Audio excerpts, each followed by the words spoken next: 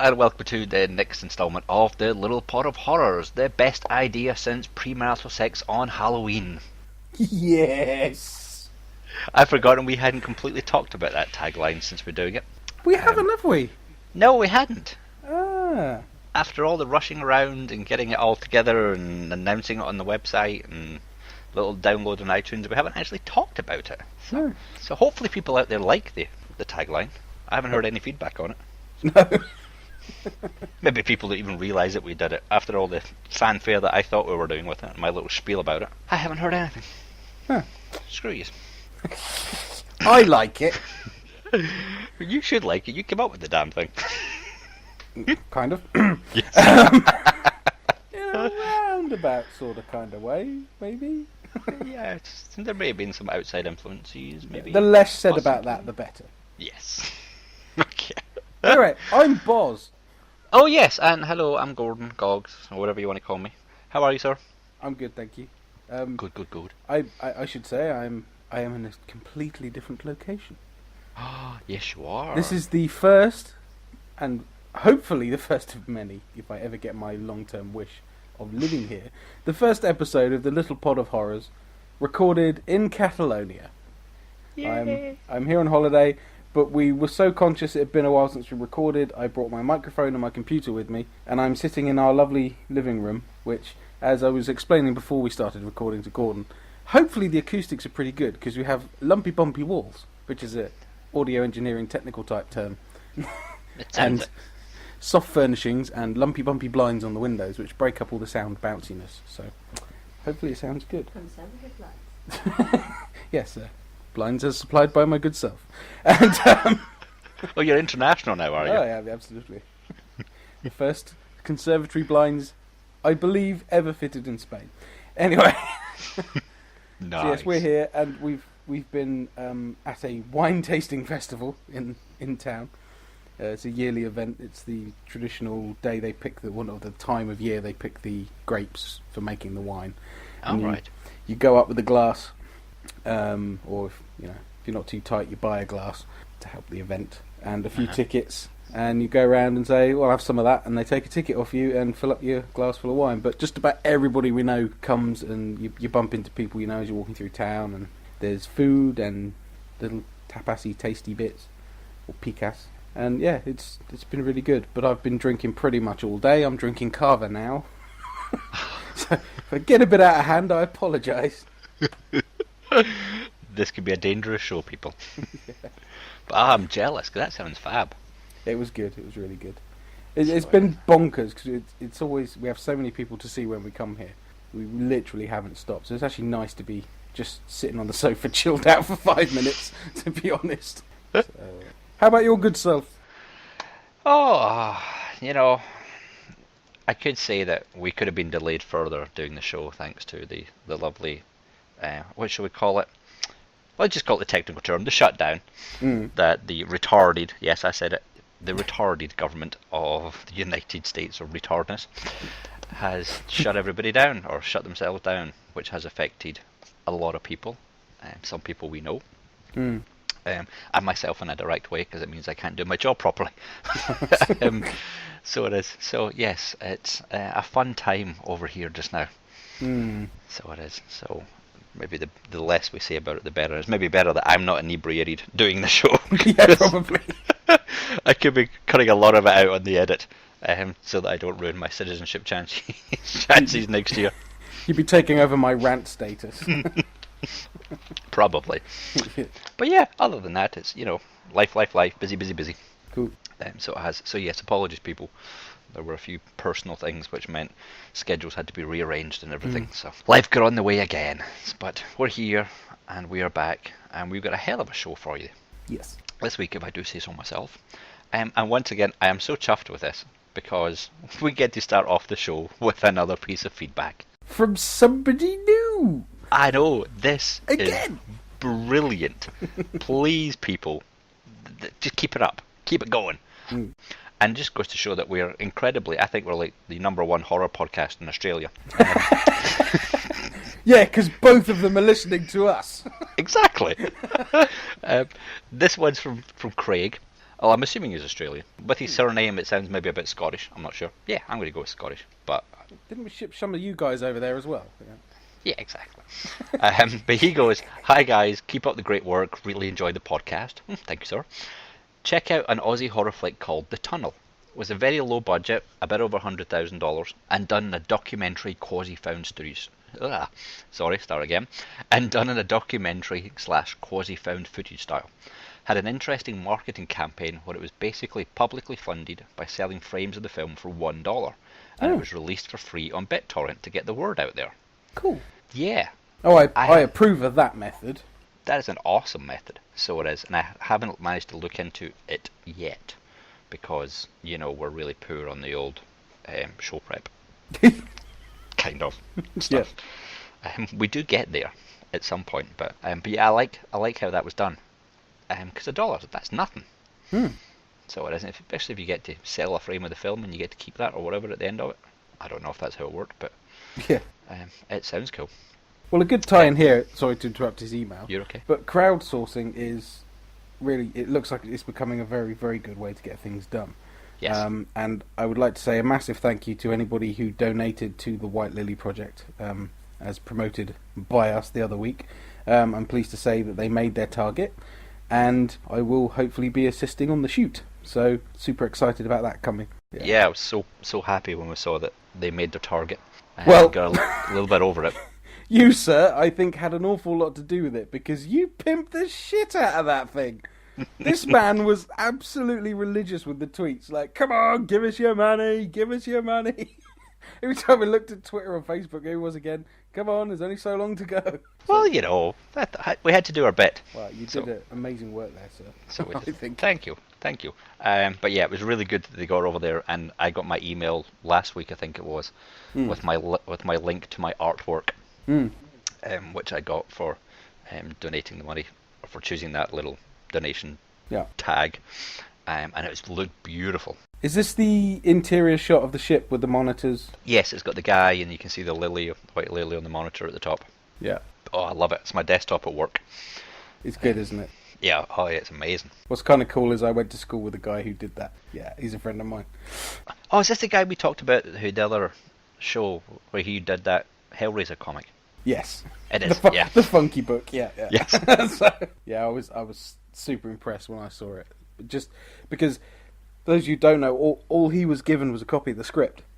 No concept art, no anything else, no real descriptions, just, here's the script, just draw us something that comes out of your brain, and that's what he came up with, and it's really good. It is. And if you want to know what it looks like, you can't. You should have donated, you bad people. Anyway, on with the email, sir. Sorry. I've been drinking, so there's going to be fucking rabbit holes everywhere. Bring it back. Yes. I really think you'll enjoy, and in my opinion, it's far better than stuff like Wolf Creek. I'm really going to catch up with Wolf Creek again at some point, just so I can hammer down my opinion on that movie. Okay. Another one would be a movie called The Loved Ones, which is more on the gore / splatter style. Would love to hear what you think, as I think these two movies portray what Aussie horror is about more than movies like Wolf Creek can. Cheers. Well, thank you, Craig. Much appreciate. And like I said, a heads up is all we ask for, and if I can find it, I'll watch it. It's as simple as that. Yeah, and if anybody else wants to get their email read on the show, or completely butchered on the show by me, then please send your emails to thelittlepodofhorrors@gmail.com. If you'd like to prove that we have listeners in a country other than Australia, that would be great too. Yes, it would.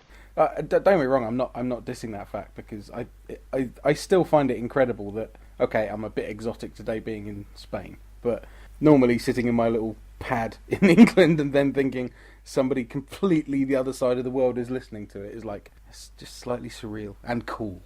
Very cool. It is very cool. Some things I love about this.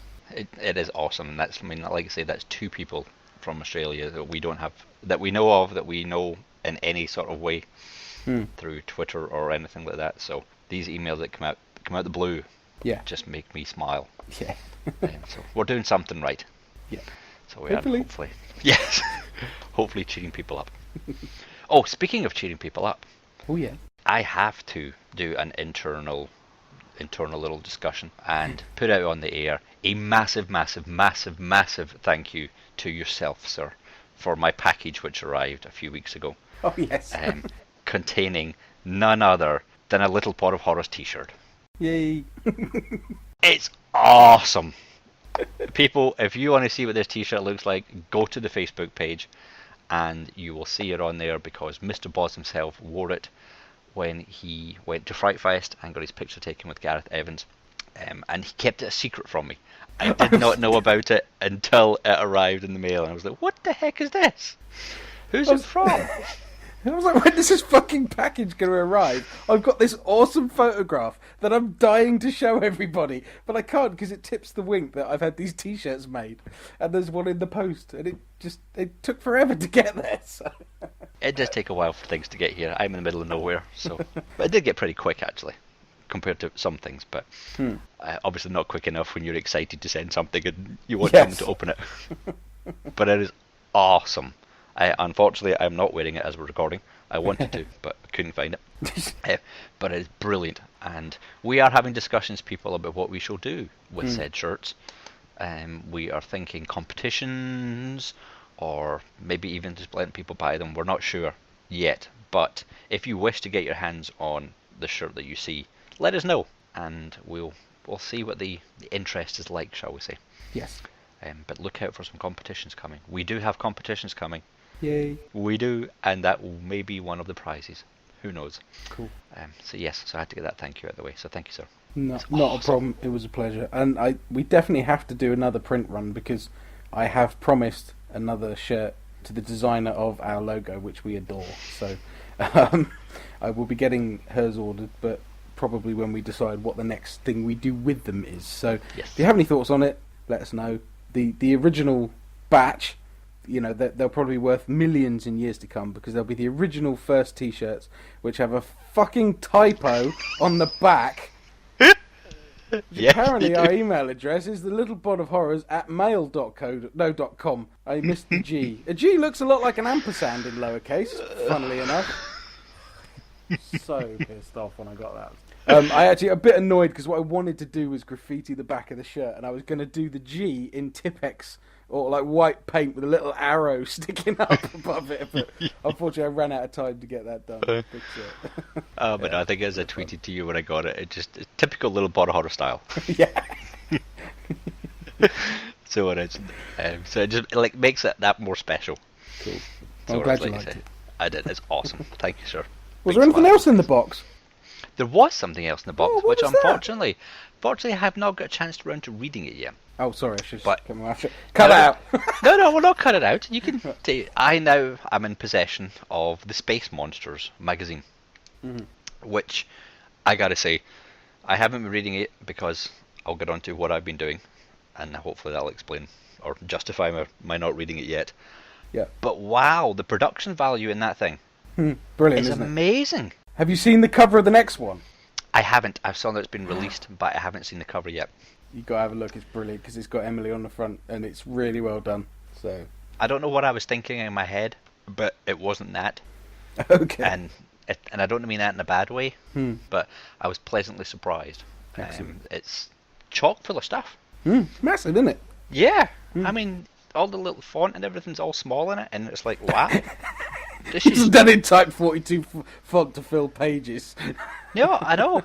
I'm thoroughly impressed, and I can't wait to just get down and spend some time in it.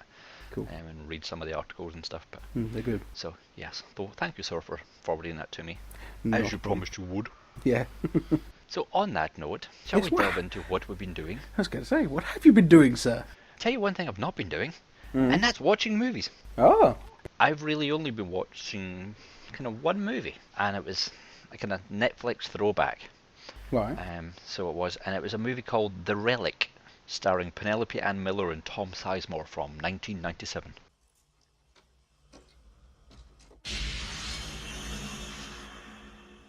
According to museum security, you were the last one to leave last night. Did you see or hear anything strange? Well, I thought I heard something as I was leaving, but it could have been anything. Sweeping teams of two. Nobody goes in alone. This place is not going to open until every room is clear. Now go. Come out, wherever you are. Any idea about a weapon? Something big. The board is hosting a gala preview here tomorrow night. It would be a disaster for us if we had to postpone. We may have somebody on our hands who makes Jeffrey Dahmer look like a Cub Scout. You have to let the gala go on.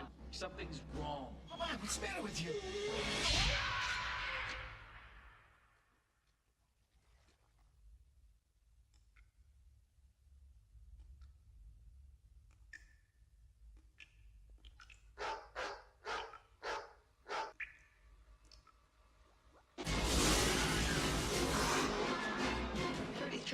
Homo sapien. Pardon? What are you talking about? Gradual extinction of the human race.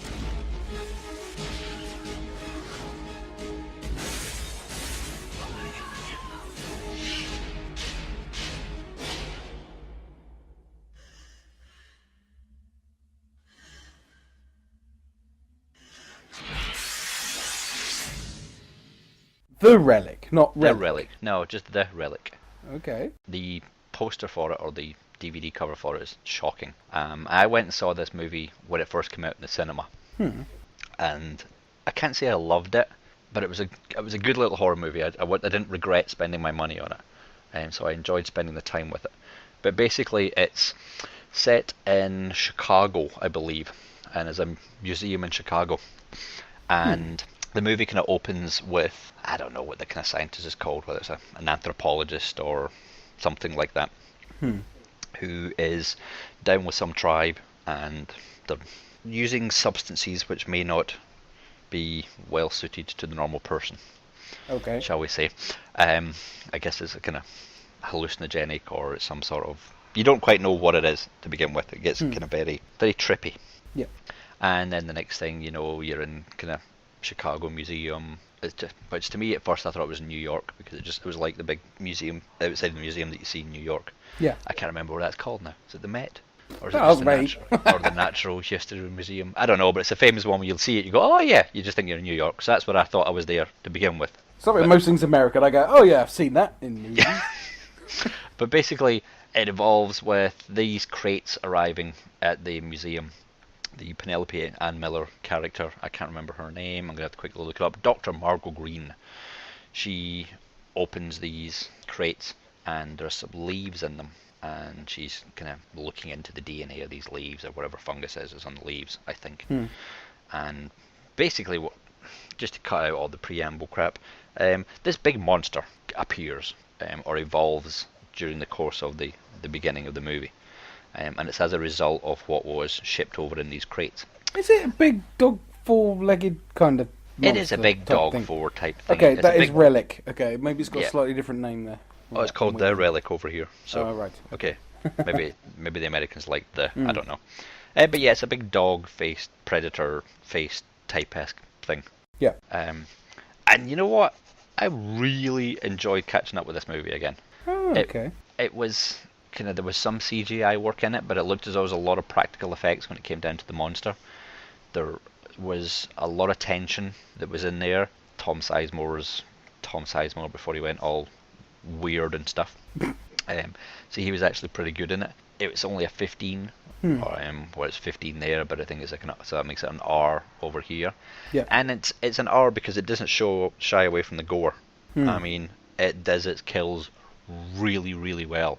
Throws the blood over, it gets the heads chopped off, it does all that fun stuff, and does not shy away from it. Unfortunately, at the end, when they really go with the CGI and unfortunately do CGI fire, then it gets a little hokey. That's never good. That's never good. And I can't even remember if it looked good at the time, because I couldn't quite remember the ending until I got to it. Do you know what my favourite fire in movie is? What? It's when they really, really can't afford to burn a property to the ground. So they make a model, but they really, really can't afford to make a big enough model. So they basically build a little scale model of the house and set light to it. So the flames are like the size of a match flame, but are burning the entire house. Do you know what I mean? So all the flames are really big. Yeah. There's like 4 or 5 licks of it burning the house down. It's like, yep, that's 4.5 centimeters tall then. Look, it's great. It's great when they do that. I know, you really wonder why. Yeah, it's a money thing, but yeah, this one unfortunately, when it did the flames, it was kind of rolling liquidy flames, and it just didn't work at all. But hey, bravo to them for trying back in '97. But yeah, I mean, it's only 5.5 stars on IMDb, and I think that's probably about horror movie. right. Yeah, I mean, give it a little bit more. It ends really well. It doesn't go for setting anything up. It doesn't go for anything else. It's just, I'm not ruining the ending. I'm just saying it ends. Yeah. That's it. It's like, hey, okay, done. Do you know what? I'm gonna watch it again because I'm the same. I saw it on its cinema release and I haven't seen it since, and I remember liking it. So yeah, I think I'll revisit it too. I don't think you'll be disappointed. I mean, there's huge plot holes in it. I mean, for something that is probably the size of a bull, it gets around every part of the museum in seconds, and you can wonder, how did you get there from over there without making any sound, and how did you get there, and those kind of little things. But I mean, plot holes are to be expected. But it's a very good one. So if you haven't seen it, or like say if you haven't seen it in a long time, I'd say it's worth catching up with if you can find it. Don't spend any money on it. If you can get it on Netflix, Oh no. if you get it on Netflix or it's on TV or whatever, yeah, give it a go. Cool. But that was pretty much my only movie. Okey-dokey. Because I've been spending my nights doing something extraordinary. I've been reading. I'm glad you said that. If it You involved dirty leather man, and chains, I was going to run away. You dirty man, you. But no, I have finished a book. I have started and finished another book, and I'm almost halfway through another book. Bloody hell. Oh heck, man! I've been getting in there with the books. So obviously, the book that I have now finished is Infected Yay. by Mr. Scott Sigler. And? I liked it. Ooh. It's one of the okay. You know when someone tells you that something's completely awesome, and that someone's really awesome, you go in with really high expectations. Of course. Which I did go in with really high expectations, and I really went into it going, I really don't want to disappoint Boz, so I really hope it doesn't suck, and then I have to lie about it. But it didn't suck. I'm tweeting Scott Sigler. Gordon says your book doesn't suck. Yes. Ringing endorsement, sir. I actually got a retweet from him. You did. I can't remember what it was now, but he did tweet, and that was my second retweet, and I almost jumped through the roof from a famous person. But it was very graphic when it got into later in the book, and is he really the protagonist? I guess he is, isn't he? I'm a bit humming and hawing over that because of what's inside him. Mm-hmm. But I'll say he's a protagonist. Yeah. What he goes through. Mm-hmm.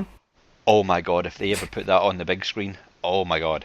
Do you know what? It was optioned for a movie, and then I think it was Rogue Pictures, and then they got bought by someone else, and then they dropped that as one of the options. So then, of course, he has to buy the rights back. Blah, blah, blah, blah. So I was like, oh, for fuck's sake! I want to see that movie, and I want somebody to do it. I want Eli Roth to do it. I want it no holds barred. Faithful to the book. I mean, yes. It's the most cringeworthy thing, and funny enough, it leads up to one of the movies I watched this week, so I'll mention that when I get to it, actually. But brilliant. If this was on the big screen, it would shock the hell out of you. I can see why it'd be difficult to adapt, because a lot of it's internal. Yes. I don't even think we've talked about what it's about in the last show, or a couple of shows ago. But I'm going on Amazon this one, people, so blame Amazon if I'm wrong. A mysterious disease is turning thousands of ordinary Americans into raving paranoid murderers who inflict brutal horrors on strangers, their own families, and even themselves. And one morning, ex-football star Perry Dorsey awakens to find mysterious welts growing all over his body. Soon Perry finds himself acting and thinking strangely, hearing voices, fighting uncontrollable rage. He is infected. Worse, the disease wants something from him.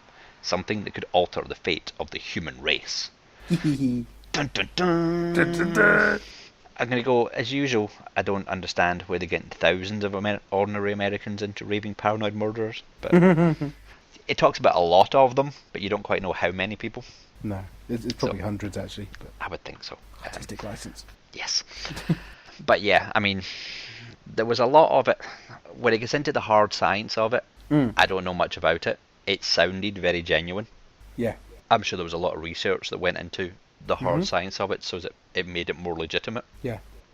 It certainly did make me very uncomfortable reading it, and I think I said last time that every time I was scratching at my legs, I was thinking of this book, Yeah. and just wondering what the hell it was I was scratching myself. It makes you aware of things like there are actually creepy crawlies all over your skin as a human being. Like, Yes. they're there. That's real. That's fact. You're like, well, that creeps me out enough to start with. Yeah, it ends very well. I think we talked about it as part of a trilogy now. Yes. It ends leaving you wanting more, I think, or wondering Yeah. wondering what's coming next. It doesn't put you on a crappy cliffhanger. I think if you read this and you didn't know there was anything more out there, it's a satisfying ending. Yeah. It just leaves it to the imagination, and you can come up with whatever you want. So obviously, I had to go ahead and start reading Contagious, which is the book. I haven't finished it. I'm halfway through it. Okay. Are you liking it? I'm loving it It's good, isn't it? because it just, you're straight in there. Yeah. You need to have read Infected first, Yes, you do. I think. No, you do. You have to know those characters before you start that book. There's no question. You do. I don't think it would hurt if you jumped into this one not realizing it was part of a bigger series. It might make you not understand. It would probably ruin. I think if you got into the first couple of chapters, you hadn't read Infected, it would ruin Infected for you because of what happens to Perry. Yeah. It would really ruin that. But I mean, oh wow, there's big battle scenes. There's lots of deaths. There's it's just exciting. I can't get through the book quick enough. The thing I love in Contagious is the relationships form in Contagious. One in Yes. particular, which you can't really talk about, but and there's just some gloriously funny lines. I mean, anybody who used to listen to Here Goes Nothing, I actually clipped a few clips out of the audiobooks and put them into the show. And one of my favourite bits was the character called Dew Phillips, who, if you were to listen to the audiobook, Sigler reads Dew Phillips as Clint Eastwood, basically. Okay. Like a grumpy kind of Clint Eastwood. And he's like, Baumgartner, if you don't put that away, I'm going to shove it up your ass. He's like, what, my hand or the gun? Both. And I'll surprise you with the order of entry. It's just such a brilliantly miserable, cynical character. I think he's fantastic. Oh, he's a great written character. So well. So well. Yeah, and he really comes out to his own in Yeah. Contagious. So it seems as though he's having a lot more fun with this book Yeah. because he's spent the first book getting all the, I don't want to use the word guff, but all the backstory and everything. Because you know what I mean. Establishing his characters, you mean? There Is you a polite go. way to put it. It is, yes. See, I'm not wordy like that. But yes, he's managed to get all that out of the way, and now we can get into the fun of it. Yeah. I can't wait for you to get to the end of it, because I'm waiting for you to get to the end of it so you could be like me and go, where the fuck is he going to take it from here? And I know that I'm going to get to the end, I'm going to be like, I want the next book, and I'm going to have to wait. I don't know how long we're waiting for the next one to come out. January, I believe. What is the third January? one called? Pandemic. Pandemic. Okay. Yeah. Mine is on pre-order. Already. Signed, sealed, not delivered. Okay. January 21st. So I've got a little while to. Yeah. But what I'm going to do is, once I'm finished... Oh god, Contagion. Not Contagious. Contagious. Yeah. Sorry. Once I'm finished that, I'm going to go back and listen to the audio readings.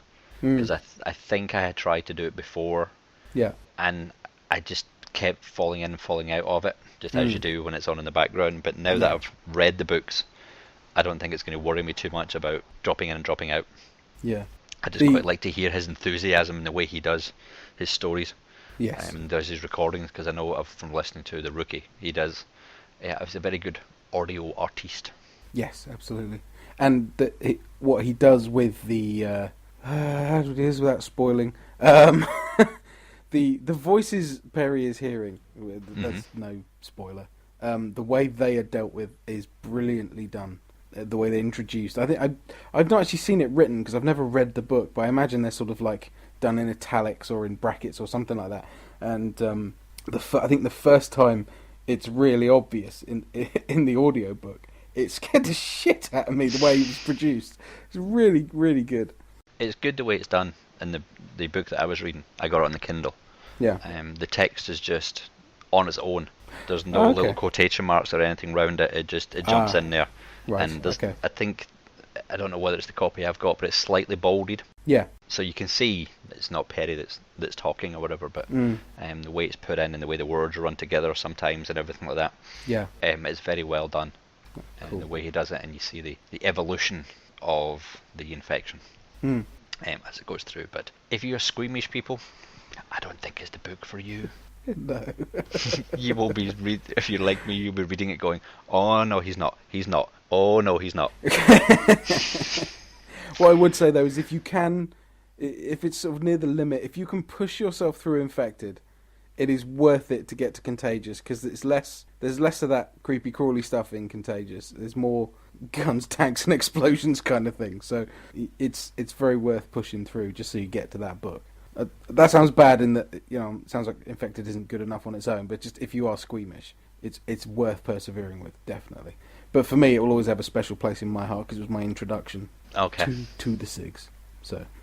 So I think mine was The Rookie. After hearing all you guys talk about it, I think Rookie was the audiobook that I heard first. Okay. But yeah, I'm glad I've read it. I'm glad now I can have an opinion on it. But I wasn't as hyped with it. But Contagious, I'm loving. So I am. But I can see how, because I think it was Infected his very first one that he'd ever written. I think it's been a long time trying to get it written and edited and published and all that fun stuff. It was his breakthrough novel, but it wasn't the first one he wrote. The first one he wrote was called Earth Core. Right, okay. Which is another great book. The thing I love about, we've gone about this before, I love the Sigler verse, as it's called, because he ties all his books together. Not really sort of in your face, obviously, but there are bits in each book where if you've read his others, you're like, Okay.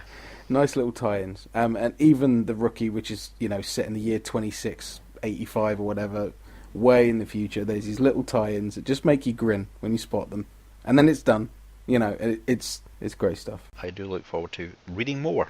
Well, when you're waiting for Pandemic and you finish Contagious, you want Nocturnal. Trust me. Nocturnal, okay. Yes, that's amazing. I'll put that next on the list. But the other book that I finished, again, came from yourself. So, because you mentioned it at the last show, or I can't remember which show you mentioned it. But it was How to Survive a Horror Movie. Oh, yeah. So I had to look it up, and then I listened to a little audio clip of it, and I thought, you know what? I think I got the book and the audio recording for like $10 from Amazon. Brilliant. So I thought, you know what? I'm going to read this. I have never gone through. Okay, it was with my Kindle again, but I've gone through and highlighted so much stuff. It's off of superb, isn't it? You saved me a job, actually, because I was re-listening to it thinking, now I need to note time codes of audio bits I want to clip, and I want to put some in the show. Yeah, we're gonna have to. Whether it's maybe a little section we just throw a little bit in for the next few shows or whatever. We could keep it going for a while. There's so much there. Oh my god, there is unbelievable amount of stuff there. I mean, some of the lines that I've got highlighted, when you take them out of context, it's just so wrong. So I'm only going to go over two little bits here, people. Okay. And it's from the chapter called How Do I Know If I'm in a Horror Movie? Mm-hmm. It breaks it down into little sections. One's called Conduct the MAD test, where MAD stands for Motivation and Dialogue. The motivation bit is, if you or your friends feel strangely compelled to do any of the following, you're definitely in a horror movie. The one that I've highlighted, harass a hobo or retarded child. Yes.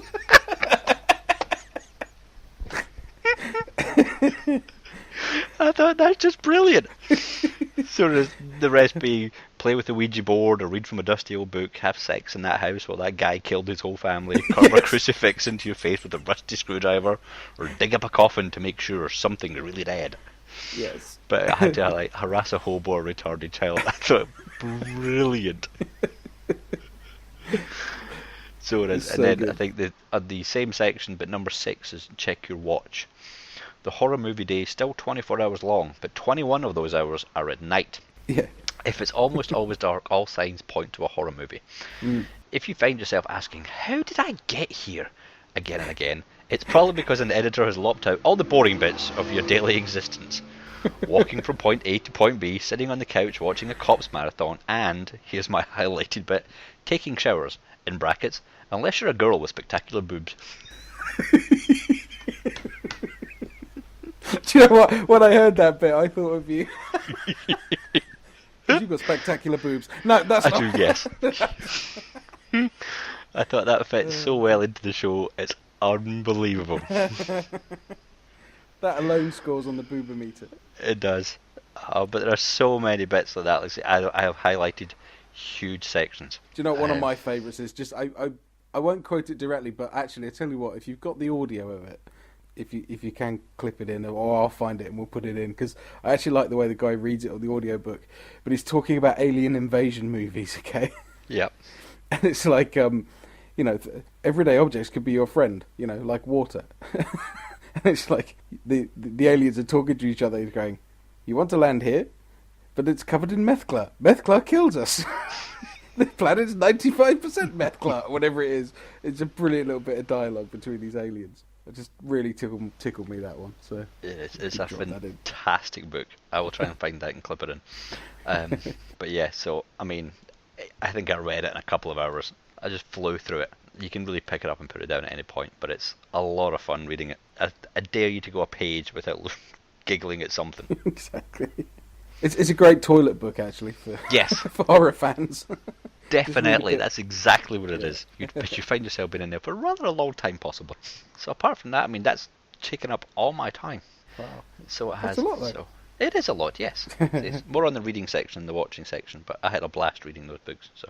Well, keep it on the publication theme, I suppose. We did actually have another bit of feedback, and it was from backbone of the show, Andrew, and he recommended to us, if you want a good sort of horror podcast, as I said, I don't listen to other horror podcasts just because I don't want to steal anyone else's thoughts, if you know what I mean. Yeah. But he recommended to us the No Sleep podcast, which is basically scary stories written on the Reddit forums and then produced into podcast episodes, read out and produced into episodes. And I started right at the beginning to hear sort of how it developed, and I think I listened 4 or 5 of the early episodes, and then I jumped like right up to one of the current episodes, because when a show's been going quite a long, like it's now on season 3, episode 11. Mm-hmm. They tend to, they jump forward in production value and format, and things change a little bit. So I like to get a listen to where you came from, where they are now. Yeah. And there's some really good little creepy stories, just written by, fans and whatever.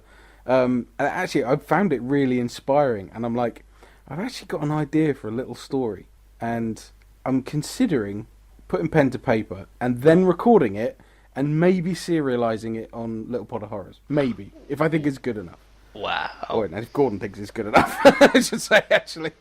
If he thinks it's shit, it's not going on at all. But I would definitely recommend it. It's a great little show. 2 or 3 scary stories. I'm just trying to get a show duration, actually. I think it varies. About 40 minutes. Yeah, I've subscribed and haven't listened to anything yet. I've got a bunch of them downloaded, but I haven't got around to doing that yet. Yeah, I mean, there's a couple that are, generally quite creepy. I was like, ooh, yeah, nice. So, film-wise, I've been pretty remiss, I suppose, or fucking busy is the other way to put it. But I did dedicate myself to the genre for an entire night. I think I mentioned it last show. I'll give you a clue. So, yes, I watched Friday the 13th 1, 2, 3, 4, 5, 6, 7, and 8. And although I planned to sleep through 5 and 6, our good friend Emma would not fucking let me. She's like, "You're not falling asleep, are you? You can't fall asleep. I'll take the piss if you fall asleep." I'm fucking dying. Do you know what? What? I'm not that big a fan of Friday the 13th movies. Okay, to explain myself, I thought I'd seen a few of them. Turns out I've seen half of one of them, and that was about 4 or 5. So I'd never actually seen the pre-Hockey Mask films. I'd never seen the original film, which actually probably was the most enjoyable, simply because the crowd reactions, because you've got, a room full of people who are dedicating themselves to this all night. And because it was a hen do, yes, I crashed a hen do. Rather than bringing L plates for Emma to wear, I brought her a Jason Voorhees mask to wear. Which those of you who follow on Twitter will have seen her trying to drink Coke through a straw through a hockey mask. So that was sort of the setup for it. But like when is it Ralph, the guy on the push bike, You're all doomed. You're all gonna die. Every time he turned up, everybody was like, "Ray!" You know, and then the boobs come out, "Ray!" Kevin Bacon shows up, "Ray!" So it was a great atmosphere, but I didn't find any of it in the least bit scary. I mean, I know I watched it way after its time. Yeah. But I'll probably get shot for saying it, but the one I enjoyed the most was the Shining meets Friday the 13th. Just where the girl has sort of psychic telekinetic powers. Oh, which one's that one? I think that's 4. Could it be Okay. 5? It might have been 5. Where she basically screams at her dad and flattens him. And then basically towards the end of the movie, and I'm sort of getting to the deliriously tired point, and Jason's coming for her, and I went, "Oh fuck, she's gonna raise her dad from the dead to save her life." And I thought I was taking the piss. I thought I was being funny, and then fucking Ghost Dad jumps out of the water and drags Jason to hell. And I was like, no, seriously not. So, but we had a few cool little in-jokes. There's one of them where there's a golden retriever called Gordon, and we're all of us sitting there like, don't kill the dog. You can't kill the dog. Never kill the dog. Because we're all dog lovers. And then right at the end, me and Emma sort of had a bit of a pact going. And then just towards the end of the movie, Gordon comes running back in and we both went, "Gordon's alive!" So we did have great fun just sort of taking the piss as much as we could. Mainly to keep us awake. But it was a great experience. And as a result, I'm now a member of that cinema, the Prince Charles Cinema off Leicester Square. It's a brilliant venue. They do loads of these little events. And it turns out there's quite a few more people I know who have memberships. So we're going to be hitting some sort of quote-alongs and things hopefully at some point. They do all that cool stuff. That's awesome. But thoroughly knackering, but very enjoyable evening. And that's how you do a hen do, people. But a little disappointed that Jason X wasn't on the list, because now I've seen the rest, I can confirm that Jason X is the best of the bunch, without doubt. Oh yeah, hands down. Because it's brilliant, stupid fun. Yeah, I bought the Friday the 13th box set many moons ago, because I had watched the first one and I thought I'll catch up on all the rest. And I think I made it to 4 and gave up because it was just awful. Yeah. I mean, yeah, the first one was good. I'm with you that I got to it late, but it was nice to see how it all came about. Yeah. And the 3D one is designed purely for 3D. I loved it. It wasn't even in 3D, and it was like, that's brilliant. I wish I could have seen it in 3D because I bet it So would have been do I. awesome. I don't even think I made it through 6, 7, 8, and all the other ones. I remember watching Jason Takes Manhattan many years ago on the BBC, I think, which was kind of alright. And obviously Freddy vs. Jason and Jason X and all that stuff. Freddy vs. Jason's just awful. Jason X is the pinnacle. It's the best one of the bunch. See, I got home and I think I slept for a few hours, and then the first thing I did when I got up was I watched Freddy vs. Jason. Oh God! I really, after having watched all 8 of the other ones, I actually really enjoyed it. Really? Yeah. I mean, it's not great, but it's stupidly fun, and I do love Robert Englund as Freddy. Yeah. Oh yeah. I've always loved the character, and there's some great little moments in it, just taking the piss, really. Yeah, the one-liners Freddy comes up with is just awesome. So yeah, it's a brilliant character, but just the two of them together was just man. Because of what I said about watching Rob Zombie's Halloween, I was worried that I was setting myself up for a kick in here, because I actually watched the remake of Friday the 13th before going to the marathon. Okay. Ooh. And I actually really enjoyed it, and I thought, I might quite like these films.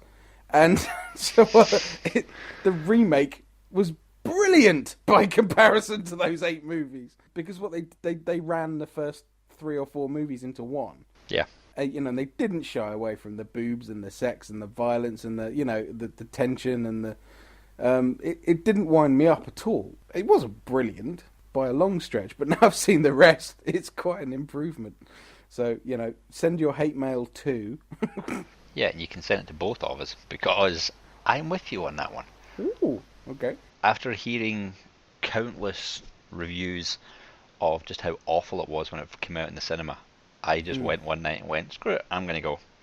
Yeah. And I thoroughly enjoyed it when I watched it in the cinema. I rented it again on DVD.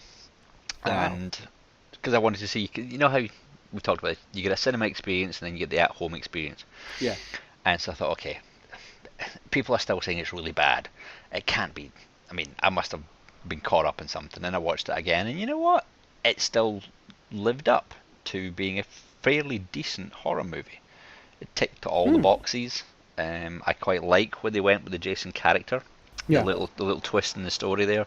I quite liked that. I thought it was something a bit different. And obviously, if they're ever going to re-energize the franchise and keep going 2, 3, 4 and all that stuff, I'm probably not going to be that bothered with them. Yeah. But I enjoyed it. So I was pleasantly surprised, shall we say. And like you say, major ticks on all the relevant meters that it needs to take. All right, talking about said meter, one thing we've negated to mention is that we have instigated the actual scale, and we've changed the measurement on the boober meter. It's been recalibrated at the shop, and now instead of having a numerical score, we have a alphabetic score. That's one way of putting it. Yeah. So, starting at A through double A, B, double B, C, double C, D, double D. Yes, see where we're going, people. This is the scale for the boober meter. And for Friday the 13th, the remake, I would say we're hitting a D happily on the boober meter. Stupendously, yes, we are hitting a D. Oh, I'm going to hell.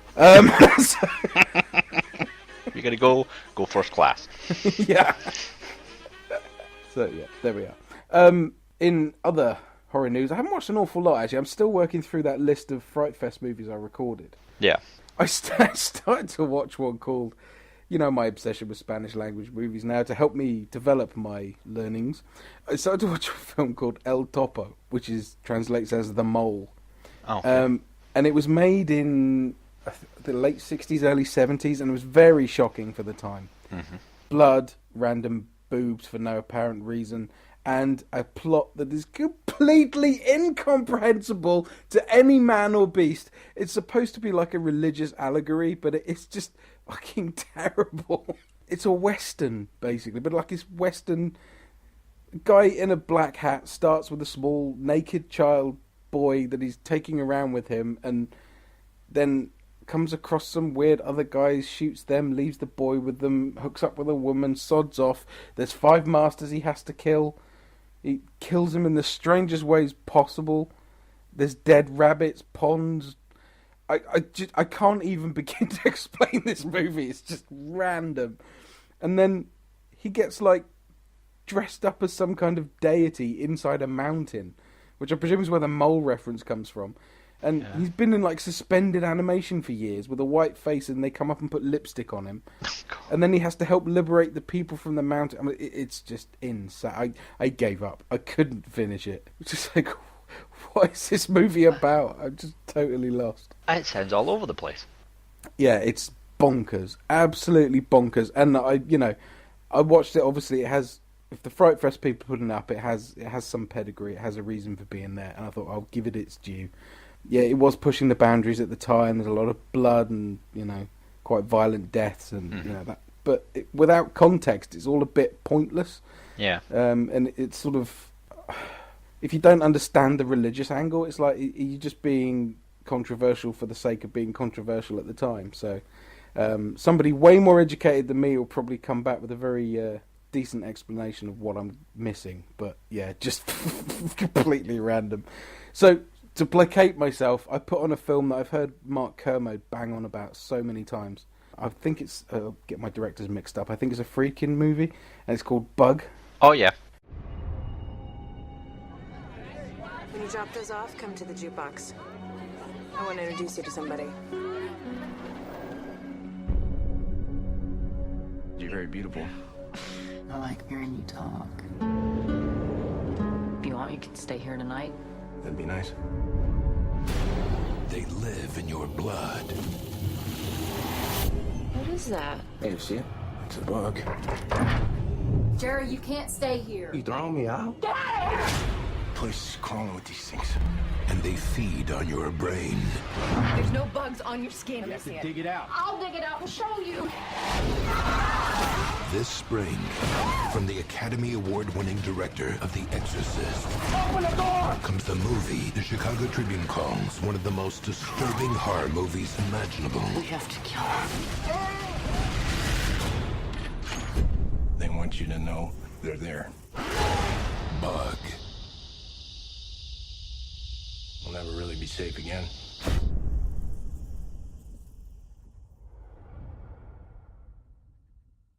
Oh my word. Really? Yeah, not what I was expecting at all.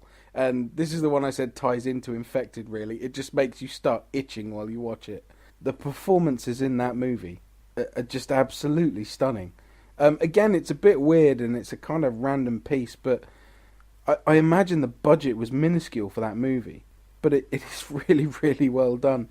And a guy pulling out his own tooth with a pair of mole grips in the bathroom because he thinks there's a listening device in one of his molars. The acting and the blood effects and everything else, I was wincing so much watching that. I was actually really impressed. Is that the one with Ashley Judd in it? Is it Ashley Judd?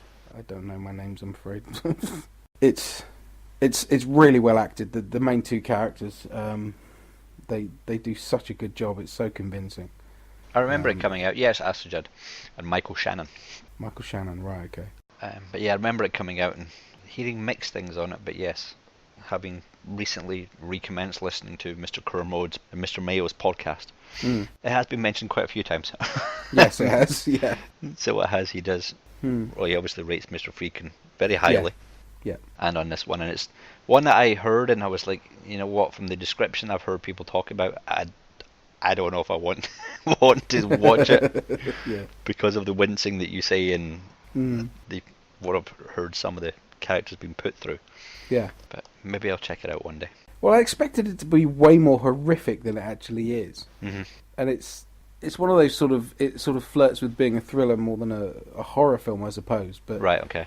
No, the horror elements are strong enough to make you, it falls in that camp. But it's more. It's not about that though. It's more about the way it's shot, the performances, just the concept is very clever. If a little bit off the wall. Okay. So, yeah, I was pleasantly surprised by it anyway because I wasn't expecting to like it really. And then this brings me to my last. You'll be glad to hear. The last film I want to talk about. I've seen this on Netflix as a poster. I think I saw it when it came out as a poster, and just, nah, didn't do it for me. Somebody basically pulling a mask on and tying it up behind the back of their head. And it's called The Collector. I've got that on my queue, and I just keep putting it off. Dude, watch it. Really? Fucking brilliant horror film. I was absolutely blown away by it.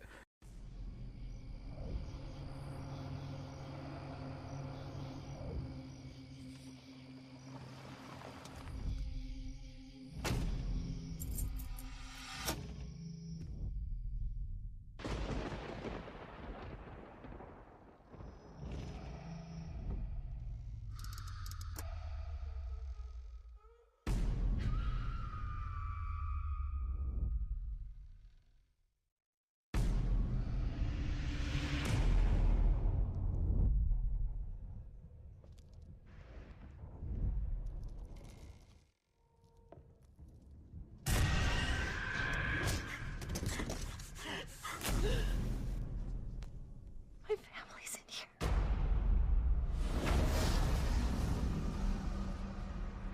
You can save them.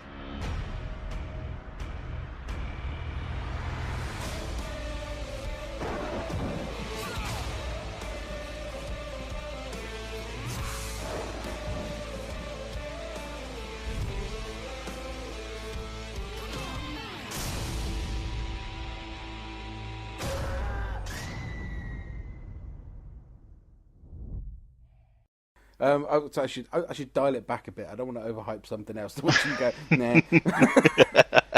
If you haven't seen it, I really don't want to say anything. But it's if you read the description, it makes you not want to watch it. It's about a basically guy going back into his boss's house to get something from the safe, a jewel, a gem, something like that.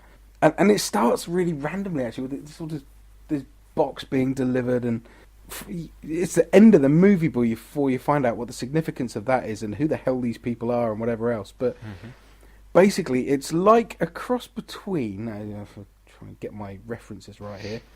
It's got a little bit of Saw to it. Okay. It's got a little bit of You're Next to it. Okay. And it's got a little bit of maybe Hostel, but not quite. Right. Wow. But the scary dude in this is just not scary and at the same time terrifying. Okay. And I love what they do with it. And I've seen that there is a sequel, and it's called The Collection. And I thought they got it wrong. And I watched the trailer for The Collection, and I'm so watching that movie next. The only reason I haven't is I'm going to have to pay to rent it. But if it's made by the same people, I really enjoyed this movie. It involves some kind of traps, basically. That's all I'm going to say. And they're ingenious. The whole concept, I think, is brilliant. And it was just one of those, well, you know, I'll watch something, and I suppose I'll put this one on. And it's one of those hidden gems that you wish somebody had told you about a long time ago. I was really pleased to find it. Oh, cool. I'm going to look at that. I'm going to watch that. I'm trying to I'm thinking now that it's the collection that's in my queue. No, you have to watch a collector first. But maybe it is the collector. Because I can't remember. Yeah. I definitely know the mask or the whatever it is that's going to put on the face and the tying at the back. Yes. Yeah. But now that you said collection, that seems to ring more of a bell than collector. Right. There's similar posters from what I remember. But Okay. I fucking loved it. Okay, so I need to make sure Enjoyed I it. watch the collector first. Okay. Yeah. I shall look for that one. Be interested to see what you think. I think, from what I know about you, I think you'll like it. Cool. So. Well, yeah, that's me for what I've been up to, and that's an hour. About an hour before the edit mark. Although people, if you listen to the outtakes, you'll see that I just cannot speak tonight. And honestly, I'm not the drunk one, or the inebriated one. But I think we shall draw this one to a close. Well, considering how much I've drunk today, I'm actually disappointed how undrunk I am. But it's been mixed with a lot of walking and eating and other stuff, and trying desperately to understand what people are saying. I still have this thing of, I can follow the thread of a conversation, but I can't do all the grammar bits in between. Yeah. So it's not as frustrating as when I first started coming here, but in a way it's more frustrating because I can feel I'm really close to understanding people, but I still can't. Yeah. So I can imagine that level. You just want to be there. You want to be in the full conversation. Yeah. Not just going nodding and smiling and going, yeah. I don't know quite what you're saying, but food and drink, lovely. Yeah. But yeah, so people, if you have seen any of the movies, or you want to recommend any other little hidden gems so that we don't have to find them ourselves, please do send your emails into thelittlepodofhorrors@gmail.com, or tweet at Pod of Horrors like Andrew did, and send us the podcast recommendation, which I'll definitely try and check out before we do the next show. Worth it. Hopefully. If I can get the time to do it between that and reading my rest of my book and catching up on other horror movies. And on that note, I think I shall say goodbye. So, thank you, sir, and I appreciate it, as always, making some time out from your lovely holiday. That's fine. That's very nice to talk to you, sir. And I shall speak to you next time. And was that BBC show? I was very, very drunk. Very, very drunk. Yes. That's what Over the Fast Show. The Fast Show, yes. Yeah. Fits in quite well there. Yeah. So, until next time, people, bye-bye. Goodbye.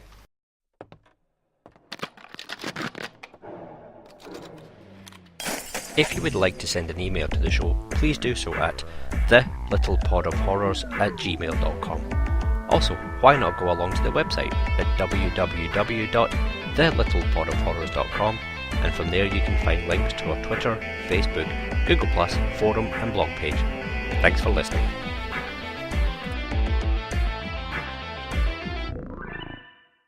Hammer down my opinion on that movie. Okay.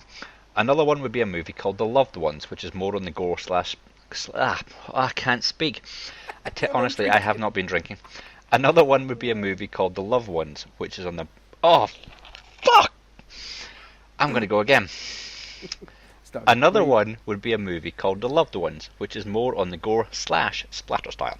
Would love to hear what you think, as I think these two movies portray what Aussie horror is more. Oh, fuck. I'm drinking Pepsi. I blame you. You're getting me drunk over Sky. Here we go. But I'm going on Amazon this one, people, so blame Amazon if I'm wrong. A mysterious disease is turning thousands of ordinary Americans into raving paranoid murderers who... I can't speak. I'm going to go again. A mysterious disease is turning thousands of ordinary... Oh, for fuck's sake. Fuck's sake. Fuck's sake. Fuck's sake. Fuck's sake. Fuck's sake. Fuck's sake. Fuck's sake. Fuck's sake. Fuck's sake. Fuck's sake. Fuck's sake. Fuck's sake.